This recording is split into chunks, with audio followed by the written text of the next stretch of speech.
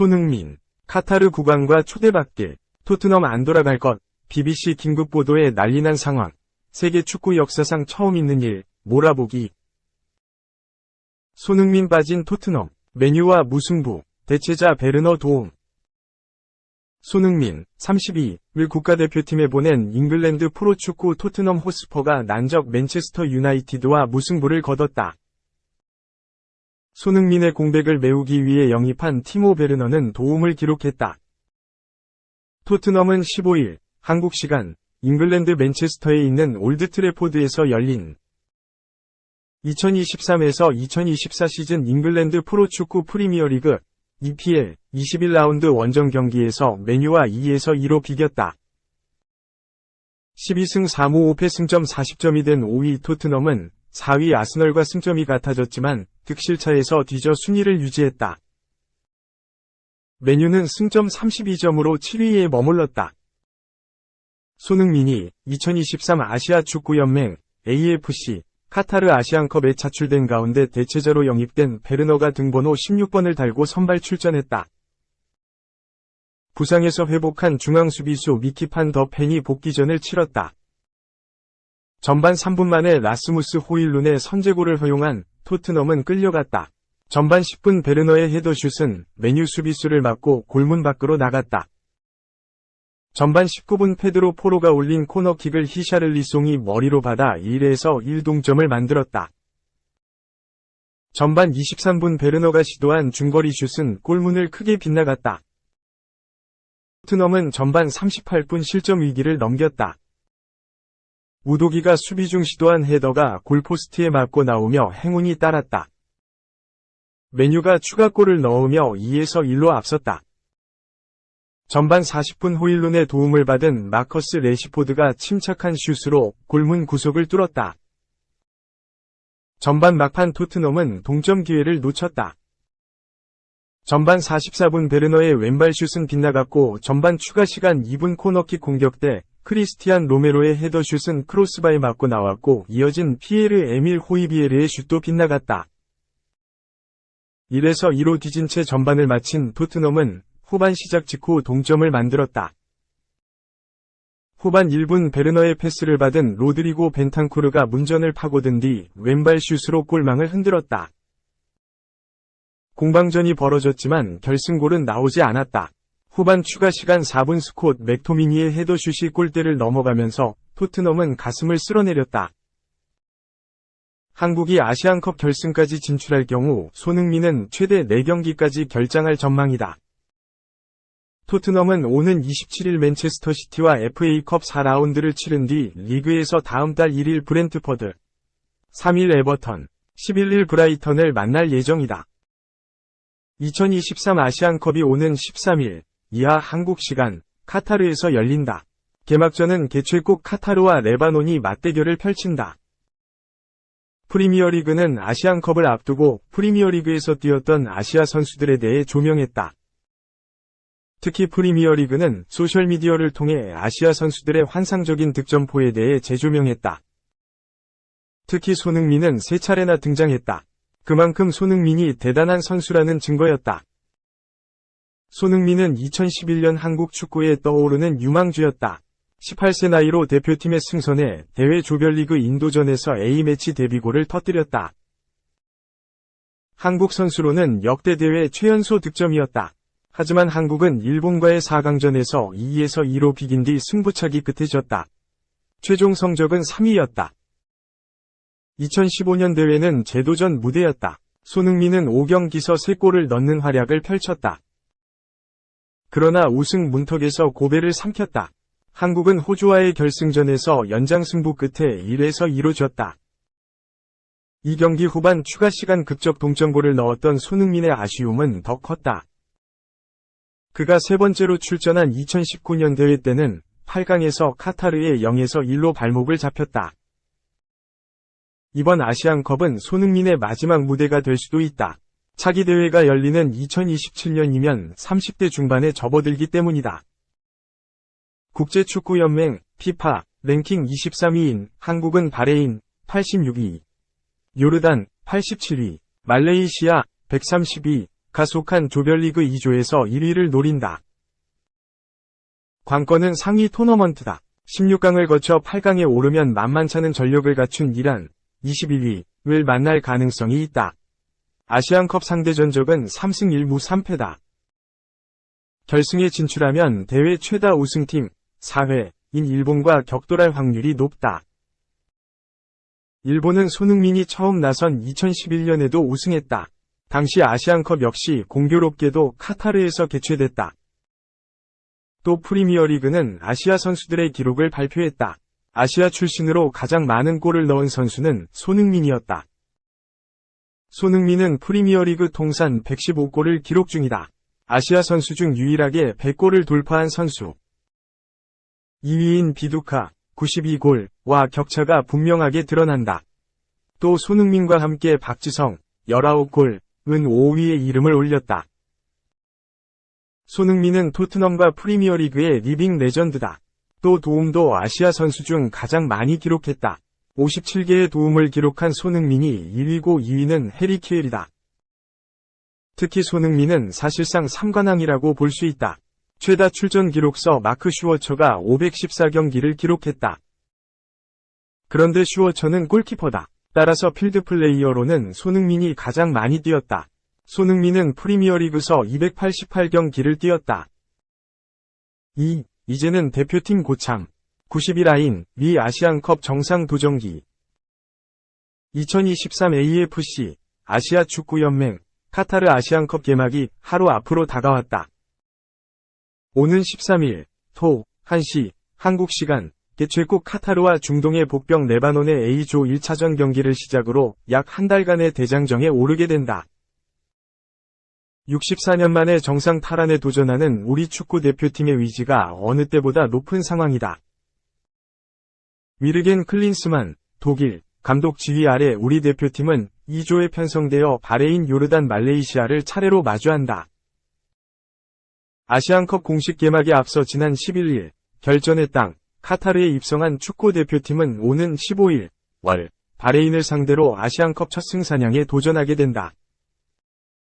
아시안컵 정상 등극에 도전하는 대표팀의 전력은 역대 최강 전력이라 평가받고 있다.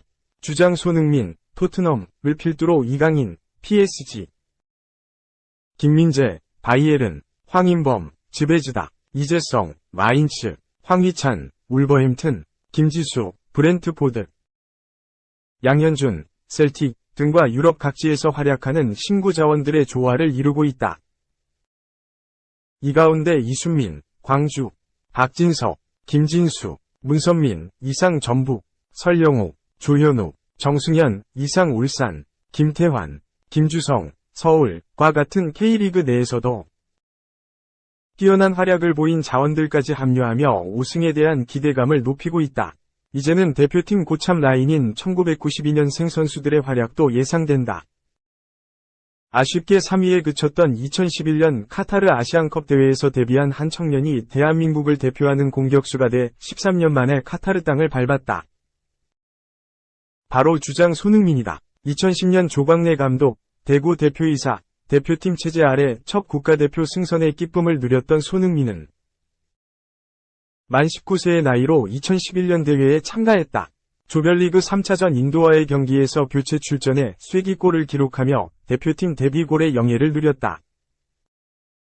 이후 4강 일본과의 경기에서 후반 이청용, 울산을 대신해 경기장을 누볐던 손흥민은 승부차기까지 가는 접전 끝에 패배를 기록하며 쓰라린 눈물의 맛을 봐야만 했다. 카타르 대회 이후 급격한 성장세를 이룬 손흥민은 2015년 호주 아시안컵에서 핵심 공격수로 활약하며 아쉬움을 털었다. 조별리그를 힘겹게 통과한 이후 8강에서 복병 우즈베키스탄을 마주했던 손흥민은 멀티골을 폭발하며 팀의 4강행을 지휘했다. 결승에서 호주를 만나 후반 종료 직전 극적인 동점골을 기록했으나 팀의 패배를 막지 못했고 결국 준우승에 그쳐야만 했다. 두 번이 아픔 속 주장으로 참가했던 2019년 UAE 아시안컵에서는 2018년 자카르타 팔렘방 아시안게임 차출 문제로 조별리그 3차전이 되어서야 대표팀에 합류했다. 최종전 중국전에서 후반 87분까지 소화한 손흥민은 16강 바레인전에서 체력 저하와 같은 문제점을 나타내며 아쉬움을 보였고 8강 카타르와의 경기에서 팀의 패배를 구해내지 못했다.